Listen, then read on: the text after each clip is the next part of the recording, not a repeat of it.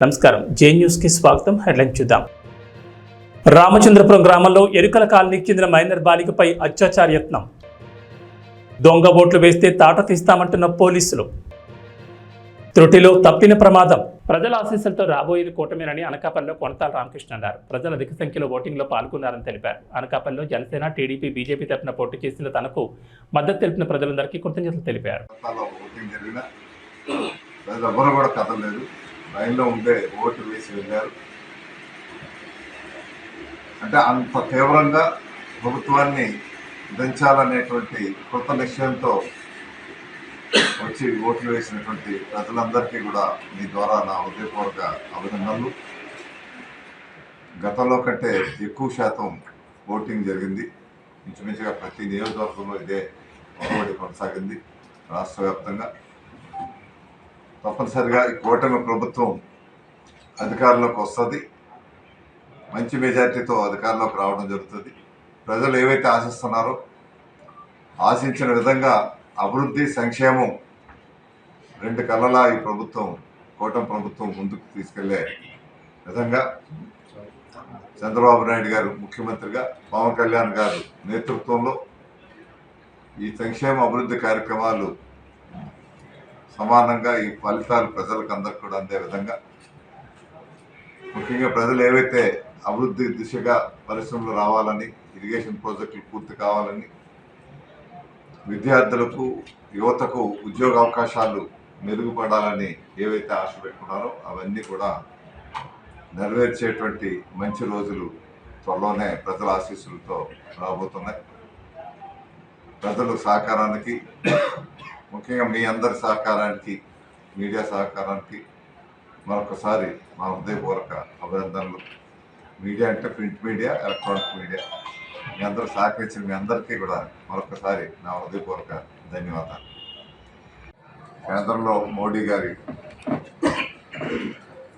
మూడోసారి ప్రధానిగా బాధ్యతలు చేపట్టే విధంగా పరిస్థితులు ఉన్నాయి. అదేవిధంగా రాష్ట్రంలో చంద్రబాబు నాయుడు గారు ముఖ్యమంత్రిగా కాబోతున్నటువంటి రోజులు దగ్గరలోనే ఉన్నాయి. ఏవైతే పట్టుదలగా పవన్ కళ్యాణ్ గారు ఈ పొత్తు అధికారంలోకి రావాలని గత 2-3 సంవత్సరాలుగా తీవ్రమైనటువంటి కృషి చేస్తున్నారు, ఆయన కష్టానికి తగినటువంటి ప్రతిఫలం ఈరోజు రాబోతూ ఉంది. వారిది 2 సంవత్సరాల కష్టం కాదు, గత 10 సంవత్సరాలుగా ప్రజా జీవితంలో ప్రజల సంక్షేమం కోసం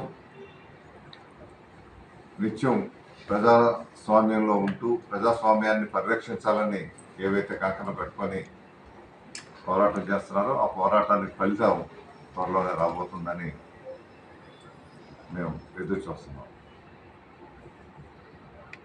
తిరుపతి దొడ్డాపురంలో దొంగ ఓట్లను పోలీసులు పట్టుకున్నారు. దొంగ ఓట్లు వేసేందుకు వచ్చిన యువకులను సిఆర్పీఎఫ్ పోలీసులు పట్టుకున్నారు. లాఠీ దెబ్బలకి యువకులు సొమ్మసిల్లారు. ఇది చూసి దొంగ ఓట్లు వేసేందుకు ఇంకెవరూ సాహసించారని సిబ్బంది అన్నారు.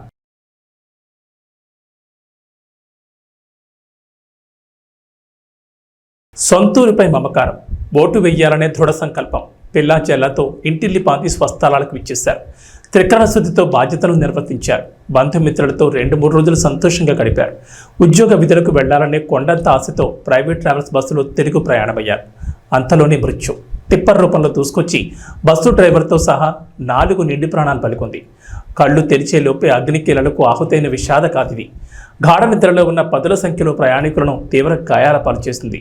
క్షతగాత్రుల ఆర్తనాదాలు మెన్నంటిన వేళ స్థానికులు అప్రమత్తమై 108 పోలీసులకు సమాచారం చేరవేశారు. స్థానికులు క్షతగాత్రుల వివరాల మేరకు బాపట్ల జిల్లా చినగంజాం నుంచి పర్చూరు, చిలుకలూరుపేట మీదుగా హైదరాబాద్ వెళ్లేందుకు మంగళవారం రాత్రి అరవింద ప్రైవేట్ ట్రావెల్స్ బస్ 40 మంది ప్రయాణికులతో బయలుదేరింది. వీరిలో చినగంజాం, గొనసపూడి, నీలాయపాలి వారు ఎక్కువగా ఉన్నారు. వీళ్లంతా సార్వత్రిక ఎన్నికల్లో ఓటేసి హైదరాబాద్కు తిరుగు ప్రయాణమైన వారే. మంగళవారం అర్ధరాత్రి 1:30 సమయంలో చిలకలూరుపేట మండలం అన్నంబట్లవారిపాలెం పసుమరు గ్రామాల మధ్య ఈ ఊరు వారిపాలెం రోడ్డు వద్దకు వచ్చేసరికి ఎదురుగా శరవేగంతో కంకరతో వచ్చిన టిప్పర్ బస్సును ఢీకొట్టింది. క్షణాల్లో టిప్పర్కు మంటలు రేగి ఆపై వేగం తీవ్రత దృష్ట్యా బస్సుకు మంటలు వ్యాపించాయి. ప్రమాద తీవ్రతకు క్షణాల్లో ట్రావెల్స్ బస్సు చోదకుడు మరో 4 ఆహుతయ్యారు. మరో 20 మంది వరకు తీవ్ర గాయాల పాలయ్యారు. క్షతగాత్రుల ఆర్తనాదాలు, బంధువుల శోకాలతో ఆ ప్రాంతంలో విషాదం వెల్లంటింది. స్థానికులు దుర్ఘటన సమాచారాన్ని 108 పోలీసులకు చేరవేయడంతో హుటాహుటిన వారు ప్రమాద స్థలికి చేరుకున్నారు. ప్రమాద తీవ్రత దృష్ట్యా చిలకలూరుపేట, ఎద్దనపూడి, చీరాల, ఎడ్లపాడు నుంచి 108 వాహనాలను ప్రమాద స్థలికి రప్పించారు. బస్సులో చిక్కుకుపోయిన వారిని బయటకు తీసి 108 వాహనాల్లో 20 మంది క్షతగాత్రులను చిలకలూరుపేట ప్రాంతీయ వైద్యశాలకు తరలించారు. చిలకలూరుపేట నుంచి అగ్నిమాపక శాఖ వచ్చి మంటలార్పడంతో పరిస్థితి అదుపులోకి వచ్చింది. బైపాస్ వర్క్ జరుగుతుండడం, తార్ రోడ్డుపై మట్టి భారీగా పేరుకుపోవడం, టిప్పర్ వేగంగా దూసుకురావడం, టిప్పర్ చోదకుడు వేగాన్ని నియంత్రించలేకపోవడం ప్రమాదానికి కారణమైనట్లు తెలుస్తోంది.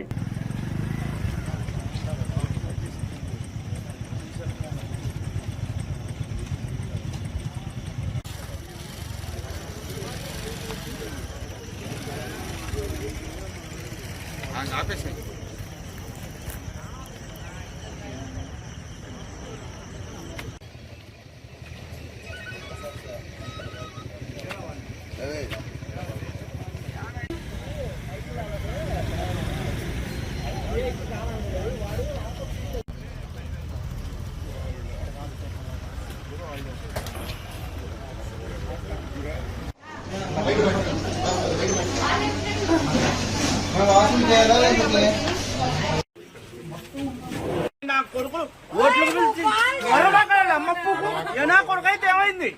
ఏ నా కొడుకు తెలిసి డబ్బులు రావాడు అమ్మ కొత్త నిజంగా వాడు మగంలో మడ్డాడు అమ్మ చెడు కొత్త నిజంగా. ఎన్టీఆర్ జిల్లా మైలవరం నియోజకవర్గం ఇబ్రహీంపట్నం మండలం మూలపాడు నేషనల్ హైవేలో రోడ్డు ప్రమాదం జరిగింది. ఈ ప్రమాదంలో ఒకదాని వెనక మరొకటి 4 వాహనాలు ఢీకొన్నాయి. విజయవాడ నుంచి హైదరాబాద్ వైపు వేగంగా వెళ్తున్న 4 వాహనాల్లో ముందున్న వాహనదారుడు సడన్ బ్రేక్ వేయడంతో ఈ ప్రమాదం జరిగినట్లు సమాచారం అందుకున్న ఇబ్రహీంపట్నం ఎస్ఐ శ్రీనివాసరావు సంఘటనా స్థలానికి చేరుకుని వివరాలు సేకరించారు. ఈ ప్రమాదంలో ఎవరికి ఎటువంటి గాయాలు కాకపోవడంతో అందరూ ఊపిరి పీల్చుకున్నారు. ప్రమాదానికి గల కారణాలు తెలియాల్సి ఉంది.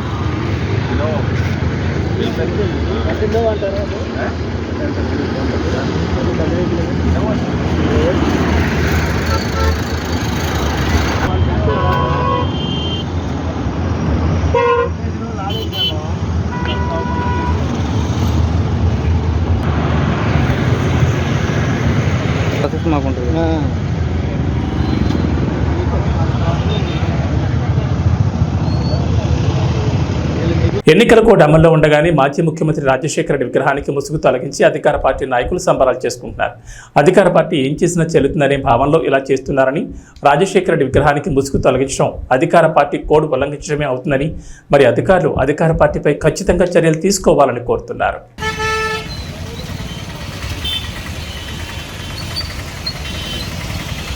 ఎన్టీఆర్ జిల్లా ఏర్కొండూరు మండలం రామచంద్రపురం గ్రామంలో ఎరుకల కాలనీకి చెందిన మైనర్ బాలికపై అత్యాచారయత్నం చేసిన నిందితుడిని వెంటనే అరెస్ట్ చేయాలని, బాధితురాలికి వెంటనే న్యాయం చేయాలని పోలీస్ స్టేషన్ వద్దనే బైఠాయించారు. బాధితురాలి కుటుంబానికి న్యాయం జరిగేంత వరకు అండగా ఉంటానని టీడీపీ ఎమ్మెల్యే అభ్యర్థి కొలికపూడి శ్రీనివాసరావు బాధితులకు భరోసా ఇచ్చారు. అంటే 100 మంది ఒకవైపు ఉన్నారు, 10 మంది ఇంకొకటి. ఈ పాప మీద వాడు ప్రయత్నం చేశాడని వీడు చెప్పిన తర్వాత ఇప్పుడు వాడు వెళ్ళి కేసు పెట్టిన తర్వాత హాస్పిటల్లో జాయిన్ అయ్యాడు. అందులో నిజమేంటో మీకు తెలుసు. అందులో నిజమేంటో పెట్టి వాడికి రాజమర్యాదలు ఏంటండి? బొక్స్ కట్టినప్పుడు నేను జాయిన్ చేయలేదు సార్, అడ్మిట్ అయ్యాడు. సరే వాడు అడ్మిట్ అయ్యాడు, మీరు తీసారండి సార్. రేపు డిశ్చార్జ్ చేస్తానని హెడ్ గారు వెళ్ళారు. అంటే ఒక క్రైమ్ చేసిన వాడు హాస్పిటల్లో ఇందాక మీరు చూస్తూ ఉంటారండి. అతను డిశ్చార్జ్ అయిన దాకా నేను ఇక్కడ కూర్చుంటాను. మేమందరం ఇక్కడ కూర్చుంటాం. ఆ కొట్టిన వాళ్ళ ఇళ్ళ దగ్గరే ఉన్నారు. ఇంకా కుర్రాన్ని కొట్టడానికి ఊళ్ళో తిరుగుతున్నారు. మరి వాళ్ళ మీద యాక్షన్ తీసుకుంటాం. టూత్ మొబైల్స్ వాళ్ళు చెప్పాము, అక్కడ గొడవ లేకుండా వెళ్ళారు, తిరిగారు. అదండి ఇప్పుడు ఆల్రెడీ కొట్టారు కదా, కొట్టిన వాళ్ళ మీద యాక్షన్ 11 ఏళ్ల పాపని రేప్ చేయాలని ప్రయత్నం చేసి ఆ పాప వాళ్ళ చేయి కొరికి పారిపోయి ఒక రకంగా మళ్ళీ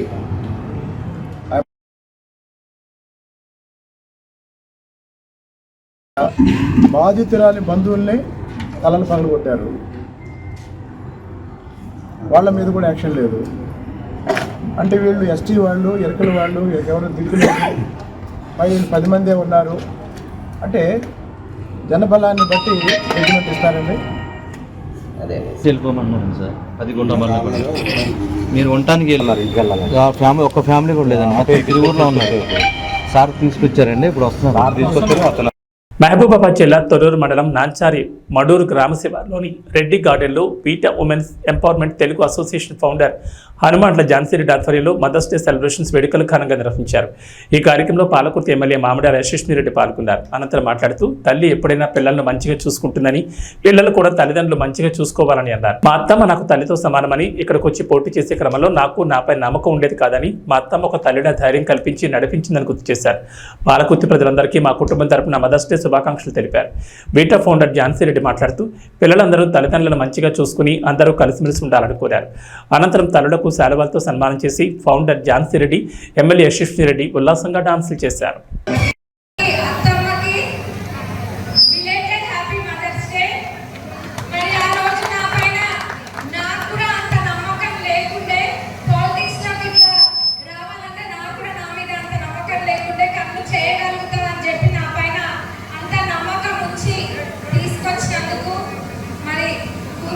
చూసుకుంటున్నందుకు అత్తమ్మకు మరొకసారి ధన్యవాదాలు తెలుపుకుంటున్నాను.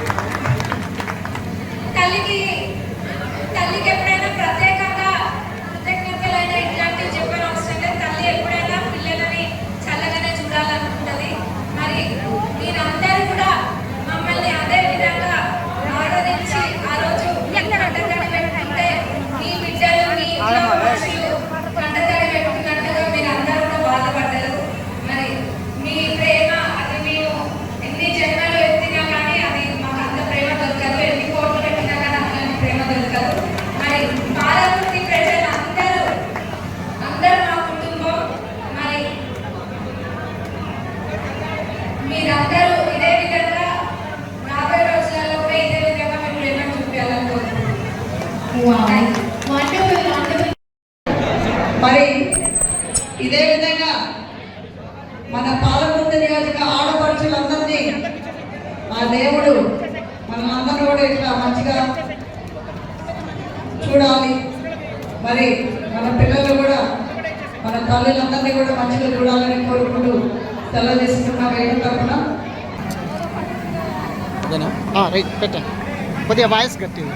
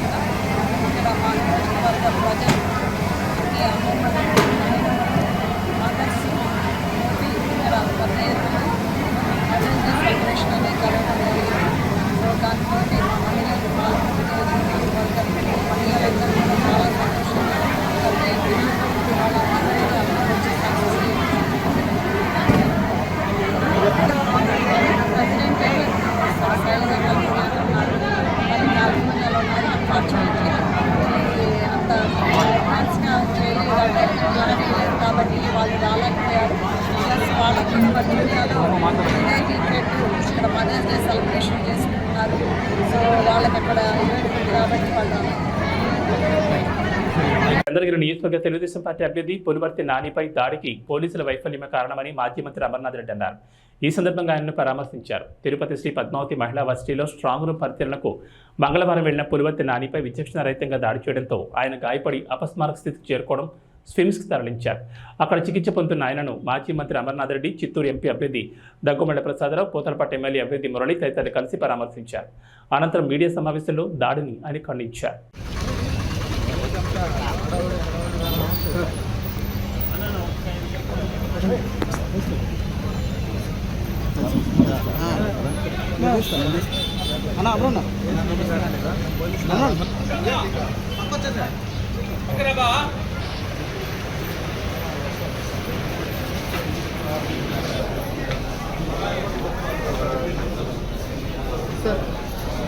తీసుకుని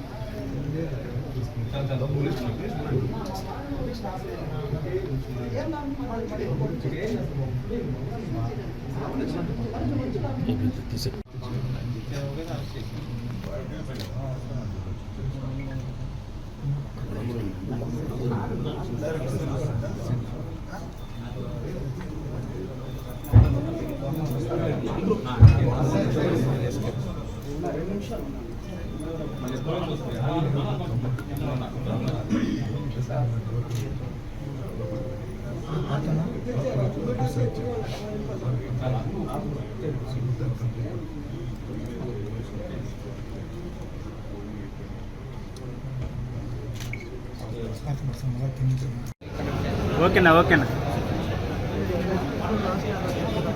ఓకేనా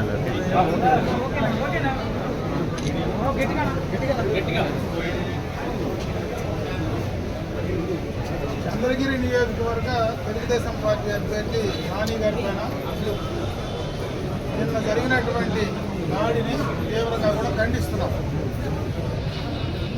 ఇది ప్రజాస్వామ్యంలో కరెక్ట్ అయినటువంటి పద్ధతి కాదు. రాష్ట్ర వ్యాప్తంగా జగన్మోహన్ రెడ్డి ప్రభుత్వానికి, ఆ నాయకులకు ఈ ఎన్నికల్లో ఓడిపోతామనేటువంటి భయం క్లియర్ కట్గా నిన్న జరిగినటువంటి సంఘటనను ఒకసారి చూస్తే మనకు అర్థమవుతుంది. మన ప్రాంతంలో ఎప్పుడు కూడా ఇటువంటి రాజకీయాలు లేవు. అందున ఇక్కడ ముఖ్యంగా చంద్రగిరి కానీ తిరుపతిలో కానీ ప్రశాంతంగా ఉండేటువంటి ప్రాంతం. ఇక్కడ ఫ్రాక్షన్ రాజకీయాలలాగా తీసుకొచ్చేటువంటి పరిస్థితి ఈరోజు వైఎస్ఆర్ ప్రభుత్వం నడుస్తాము. పోలీస్ యంత్రాంగాన్ని కూడా మేము కోరుకుంటున్నాం. ఖచ్చితంగా పోలీసు కూడా సక్రమంగా సరైనటువంటి సమయంలో స్పందించడం లేదు. నిన్న జరిగినటువంటి దాడి సందర్భంగా నాని ఇప్పుడే లోపల మాట్లాడాడు. జరిగిన విషయాలన్నీ కూడా చెప్పడం కూడా జరిగింది. పోలీసుకు ఇన్ఫార్మ్ చేసినా కూడా సక్రమంగా సరైన టైంలో వాళ్ళు అలర్ట్ కాలేదు, రాలేదు అనే క్లియర్ కట్గా ఆయన చెప్పడం జరుగుతూ ఉంది. గత ప్రభుత్వంలోనే అక్కడ ఉన్నటువంటి డిఎస్పీనో సిఐనో వేశారు. వాళ్ళు పూర్తిగా ఎన్నికలు నిష్పక్షపాతంగా జరపడంలో కానీ, అదేవిధంగా అక్కడ ఏనాటి అల్లర్లు కూడా జరగకుండా శాంతియుతంగా ఎన్నికల ప్రక్రియ అయిపోయిన తర్వాత ఈ రకమైనటువంటి పంట జరగడం అనేది నిజంగా రాష్ట్ర ప్రజలందరూ కూడా గమనిస్తూ ఉన్నారు.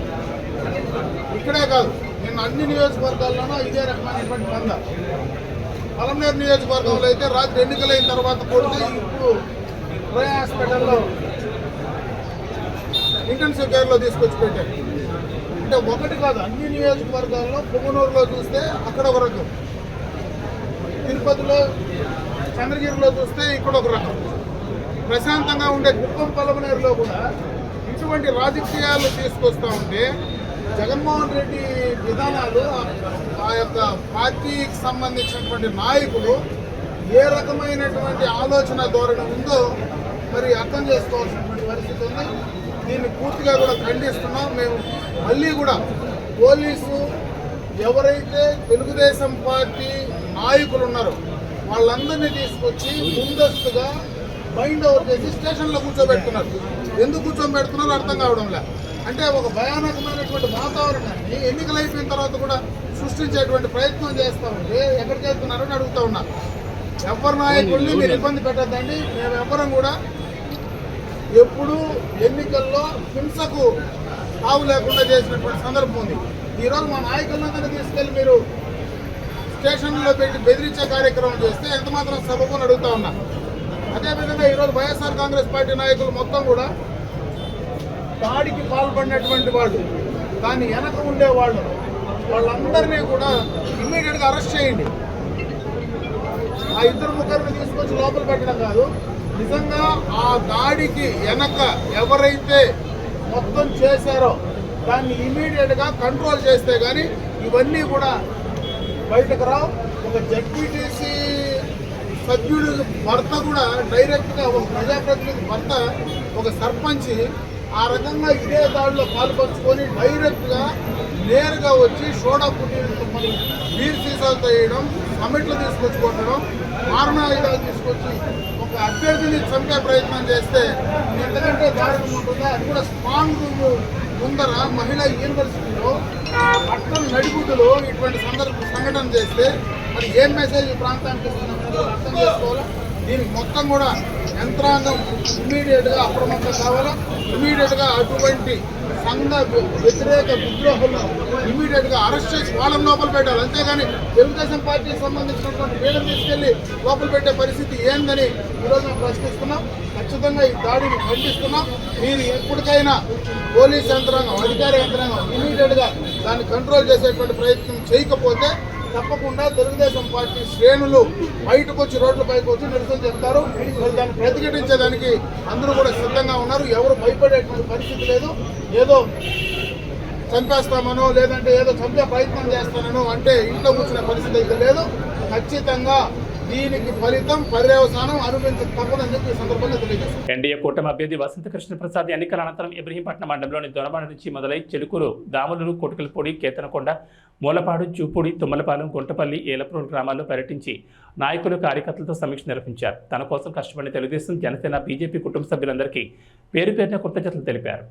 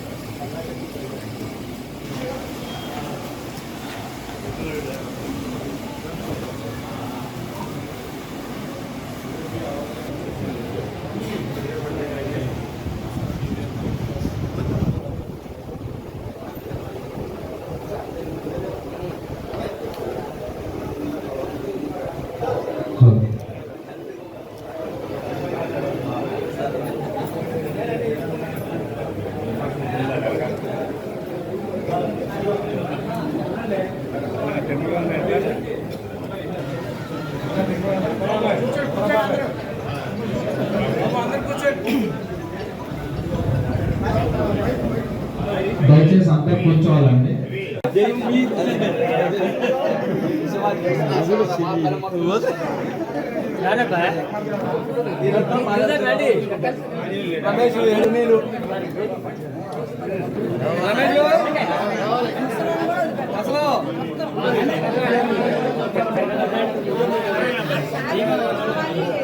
కుటుంబ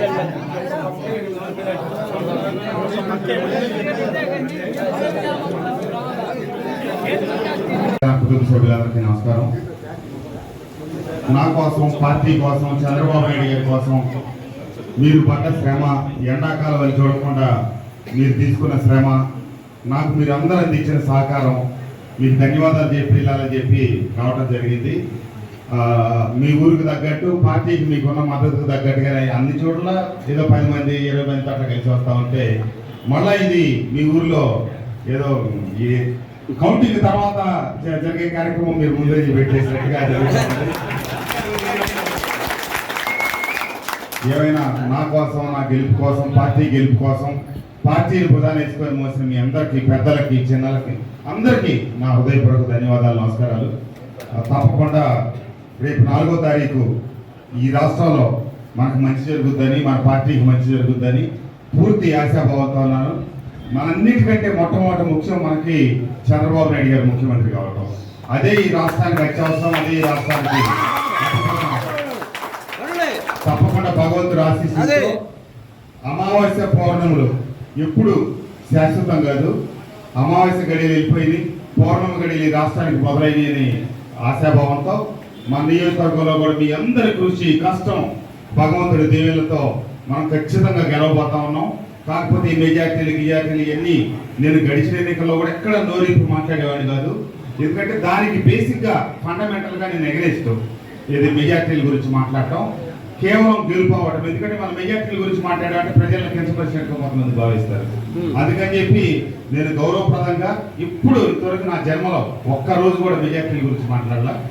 మనం భగవంతుడి దయతో, మీ అందరి ఆశీస్సులతో, కష్టంతో గెలవబోతున్నాం, గెలుస్తున్నాం.